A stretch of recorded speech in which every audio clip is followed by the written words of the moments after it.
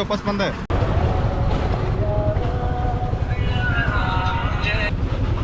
ಹೇಳಿ ಗದ್ಗೆ ಒಂದು 10 ನಿಮಿಷ ಬಂದೆ ನೋಡಿ, ಹೈವೇ ಹತ್ತೇನೆ.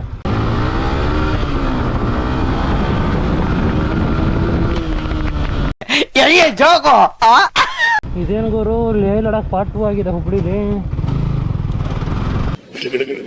ಚಳಿ ಬಂದವ್ರ ತರ ಗಡ ಗಡ ಗಡ ಗಡ ಎಕ್ಸ್ಪೀರಿಯನ್ಸ್ ಏನು ಹುಬ್ಳಿ.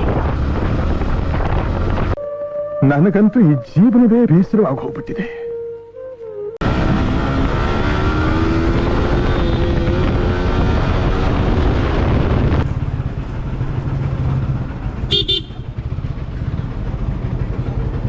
ಹೇಳಿದ್ರಿ ಸೋಮ್ಯಾರ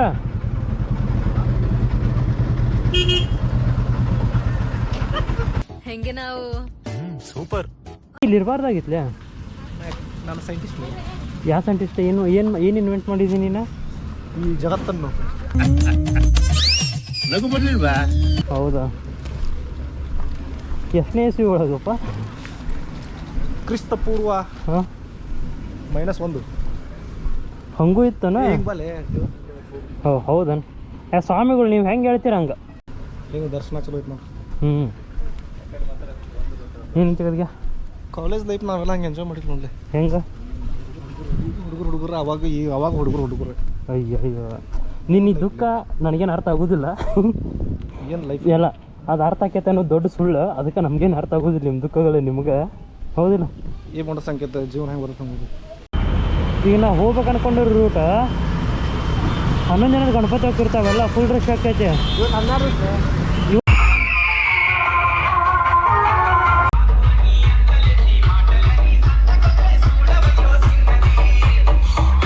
5 hours later.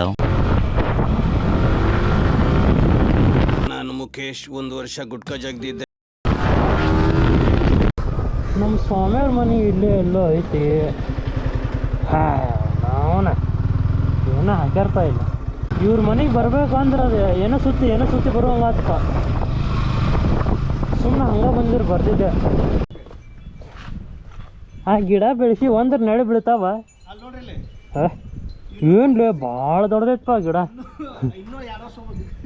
ಹಂಗಂದ್ರೆ 2 ವರ್ಷ ಬಿಟ್ಟು ಬರಲ್ಲ ಈಗ ನಿಮ್ಮ ಮನೆಗೆ?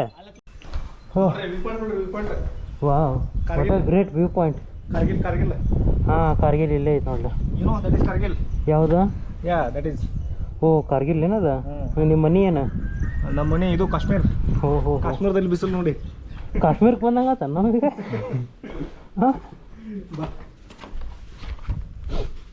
ನಿಮ್ಮ ಆಸೀನರಾಗಿ ಸಂಕೇತ ಅವ್ರೆ. ಆಗೋದಿಲ್ಲ ಬೈ. ನಿಮ್ಮ ಕನ್ನಡ ತಾಯಿ ಮಕ್ಕಳೆಲ್ಲ ಎದ್ ಬಂದ್ರಪ್ಪ, ಹೋಗ್ಬಾ.